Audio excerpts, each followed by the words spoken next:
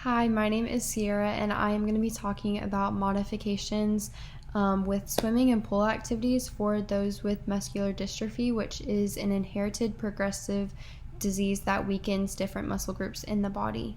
A pool can be a great resource.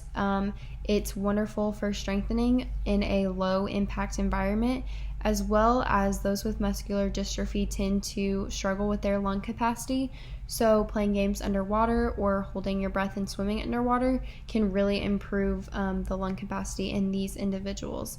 And I have already actually done all the demonstrations, so I just wanted to go ahead and mention that a pool is really just a great resource and it can be used for anyone. I personally just think of laying out by a pool, jumping in, having a good time, but a pool for those with muscular dystrophy can really be a great resource to just use more purposeful activities rather than just swimming laps, which might be very fatiguing.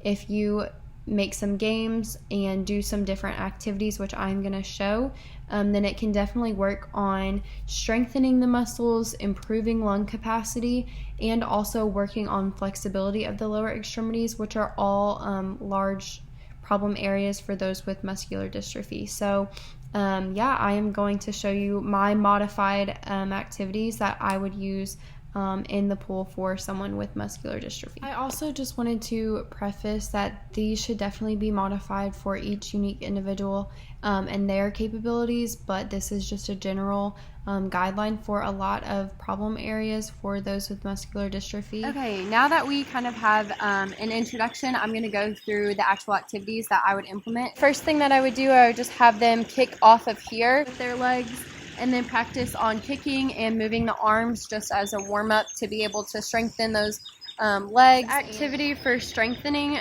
specifically with the legs, I'm at a set of stairs in the pool right here, so I would just have them stepping up with one leg and do a full step up and go down and switch off, full step up. You could stay, have the toes on the edge of the stair and do calf raises, which would strengthen obviously, and get some good stretching in. The next area that I would want to focus on would be breath control and working on that lung capacity. So something that is just a simple, fun little game, especially for kids, is just to blow bubbles in the water. So you would just get a nice big breath of air and then go down to the water and breathe out and make the bubbles underwater. So big breath.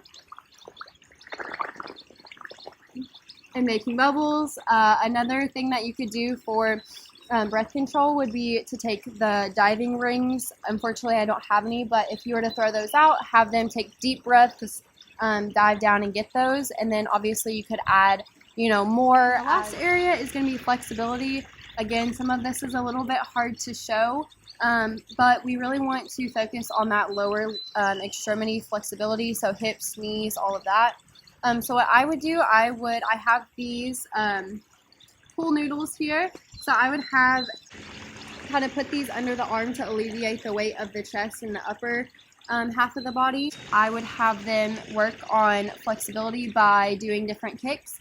So if these were the legs, we could do up and down kicks, and out and in, and then we could do circles with the legs just to really get this being the hip in this example. To get really a full range of motion in that hip, this circular motion would be especially good. Then you could always do up and down, flexion and extension of the knee.